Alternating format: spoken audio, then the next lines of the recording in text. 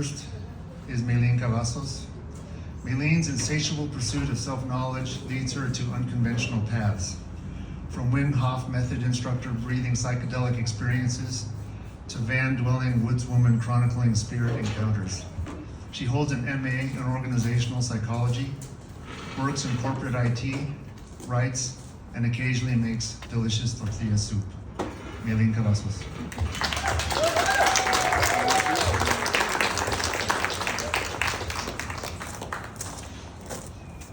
I had this experience happen to me a while back, and I wrote about the facts about it then and didn't think much about it. It felt like a mini trauma that I didn't quite understand. Then I reread James Baldwin's The Fire Next Time and started following Alok Vendeman, who both talk about the concept of self-love and it being the main issue in racism and transphobia. Leaning into what they said gave me a new perspective on the story, and I'm happy to share it with you today from a more holistic and integrated perspective. I'd like to start with some quotations. This is from James Baldwin, The Fire Next Time. White Americans are terrified of sensuality and do not any longer understand it. To be sensual, I think, is to respect and rejoice in the force of life itself, and to be present in all that one does, from the effort of loving to the breaking of bread. And then another quote from him. White people in this country will have quite enough to do in learning how to accept and love themselves and each other. And when they have achieved this, which will not be tomorrow and may very well be never, the Negro problem will no longer exist, for it will no longer be needed. And a quotation from Alok Vendeman. Self-hatred has been the most consistent lover I've ever had. In an older neighborhood mixed with old farmhouses on acre lots and newer suburban homes, I walked out the front door of my house. Being March 2020 and the pandemic start, and having nothing to do, of course, I headed toward the canal, as was my daily routine. Exiting the road, I walked a worn dirt path, crossing pastures and across the long wooden board, bridging the sides of the empty canal. I liked being on the soft trail, under the canopy of wise trees, the smell of dirt. I walked by sheep watching me as I passed by cows munching, chickens scratching the ground, foraging, a rusty tractor on brake, a long clothesline, shirts pinned up to dry. The cool air of the spring and the warmth from the sun refreshed my skin as I skipped to the circle where I prayed each day. I didn't pray to God. I prayed to the space between things. I grew up in a church culture, and though most of it was washed off with growth and healing, some things like prayer stuck.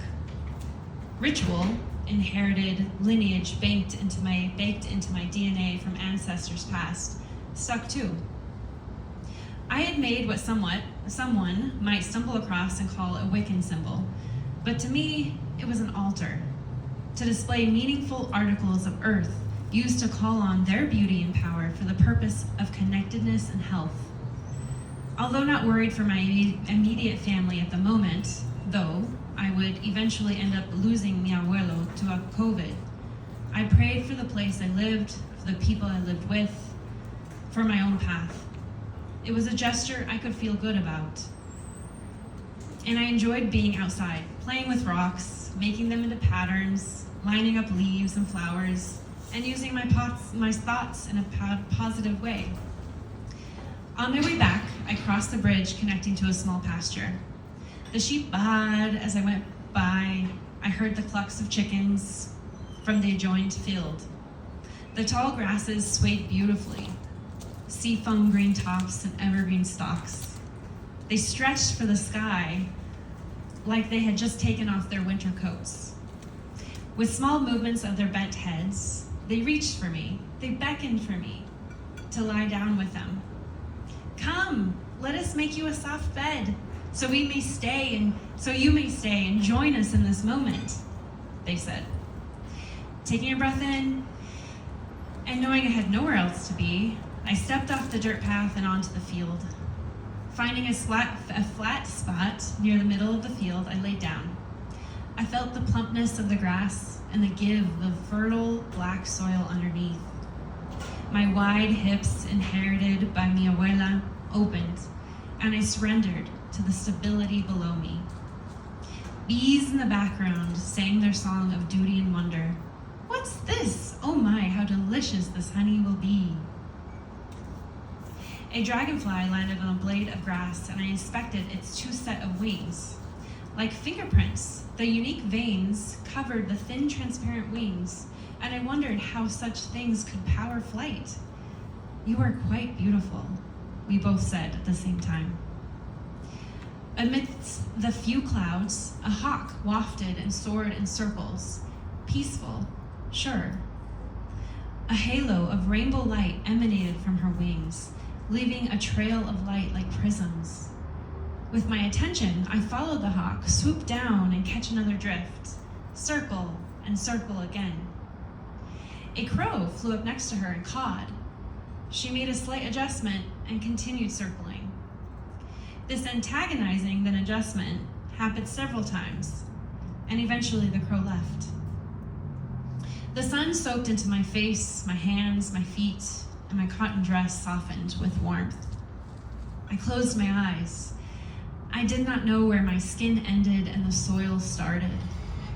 We were one, beauty incarnate, a cup overflowing with abundance and joy, pleasure coming in and going out. Then I felt a change in energy. Attention was on me, and it wasn't pleasant. The energy pushed, it didn't participate. I sat up, turned toward the side, and saw the neighbor's eyes peering at me.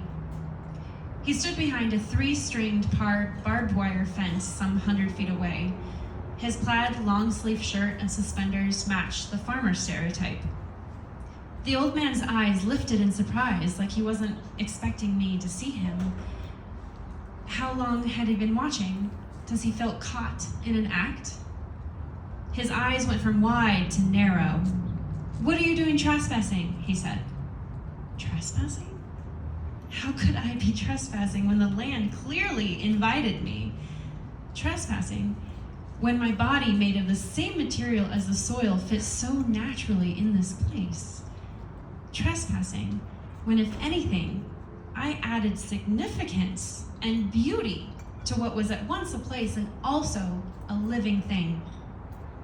Trespassing as if me or this land could be divided into parts and sectioned off and bought by outsiders who would use me?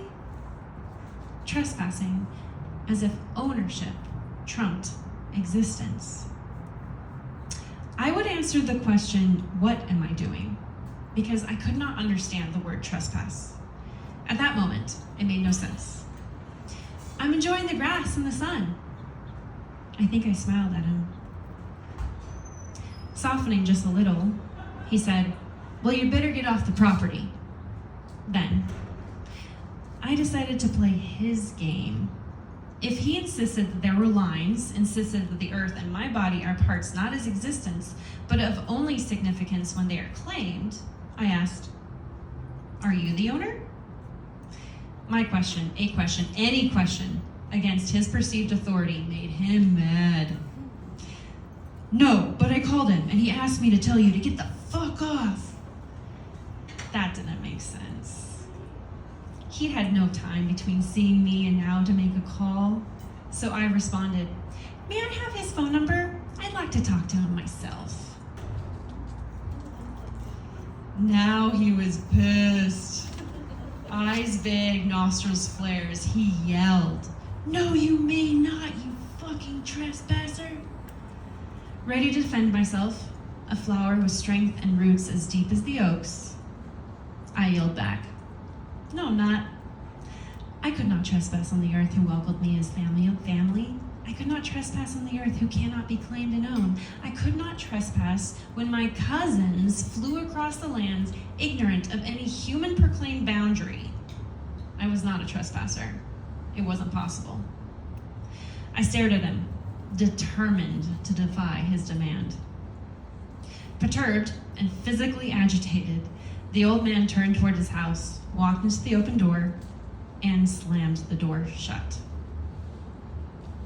I laid back down, watched the hawk high in the sky, continuing her circles, her movement across her home. If he wants me off, he can carry me off, I thought. Their windows open, I heard a woman's voice talking to him. I heard him answer, "No, she can't just be over there." The woman's voice continued. Another door slammed shut. No longer hearing the sheep or rustle of grasses, my muscles tensed, rigid, my senses alert. All of my energy went into listening for the noises coming from his direction. Scared, shaking, I waited. Was it 10 minutes, 20? Whatever time it was, I waited until I showed him I wasn't scared, that I would be there if he decided to call the cops. I waited for his bluff. I waited because I could. Being a white presenting woman, beautiful, soft, no body would harm me. Not even the evil that is self-hatred. A moment of power, privilege, to have the skin of those who believe they are supreme. I sat up, kept my eyes on the grass in the street ahead, and stood, dusting off my dress with elegant strokes. I pretended to be calm and confident, my head held high, each step slow and delicate as I made my way onto the street. When I reached a place out of sight, out of his sight, I ran to my house. The world became dark, a place to hide away from, a place to divide into safe and not safe. Running away from the man's hatred, I felt a strong pierce in my skin. A bug, a curse from the land, a weapon of the field bit me. Bugs that should be squatted, killed, ruled over. Pants, socks, gloves, these would distance me from these threats. The door and walls would protect me against them. The world out to get me. It hates me. And so how could I not hate it back? Flipping off my sandals, I plunged onto the bed and caught my tears with my hands. I pretended his anger meant nothing, but he had stripped me of my pleasure, stripped me of my existence, perceived me as nothing but a trespasser. I hated him. I didn't lay in that pasture again. Not even when the spring wildflower flowers came out and whispered a promise of peace. Now, 5 years later, I understand the situation better. This latter experience, the one cold and hateful, with the bug bite and fear, it was his experience. Oneness with beauty he envied because he did not feel it himself. That sweet love, he did not understand because he did not have it himself. He simply shared his own experience with me, and I caught it like a cold hand delivered by children at schools. It permeated my skin and coiled around my heart. I hated him back. Now, I tell myself this. I forgive you, Maylene. I forgive you for believing it was impossible to believe in the presence of love while also being in the presence of hate. I forgive you for stripping yourself of power because you do not understand the full scope of unconditional love. I forgive you for separating yourself from me when you are scared and hurt. Maylene, be beauty because you are beauty. Let yourself participate in the magic of what already is. You are standing here. You are feeling the air on your skin. You are touched by the light of the sun and its ultraviolet rays warming your particles from millions of miles away. You are full of the water pumping through your belly and veins.